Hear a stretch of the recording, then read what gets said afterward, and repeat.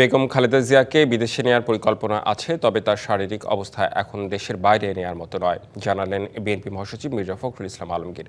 দলের নেতাকর্মী আর শুভাকাঙ্ক্ষীদের হাসপাতালে ভিড় না করার অনুরোধ জানান তিনি। বিএনপি চেয়ারপারসনের গুলশান কার্যালয়ে বিজয়ের মাস উপলক্ষে কর্মসূচি ঘোষণার সময় একথা জানান মির্জা ফখরুল ইসলাম আলমগীর।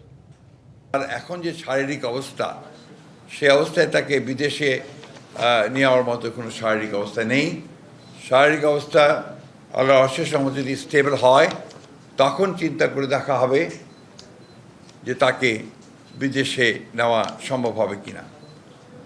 তবে বিদেশে নেওয়ার জন্য যে প্রয়োজনীয় বিষয়গুলো রয়েছে, যেসব দেশে যাওয়ার সম্ভব হতে পারে সেসব দেশের সঙ্গে যোগাযোগ করা এবং এর অ্যাম্বুলেন্সের ব্যাপারগুলো নিয়ে যথেষ্ট আলোচনা হয়েছে এবং সেগুলোর মোটামুটি কাজ এগিয়ে আছে। জেনেক্সে শিফট করো, লাইফকে লিফট করো।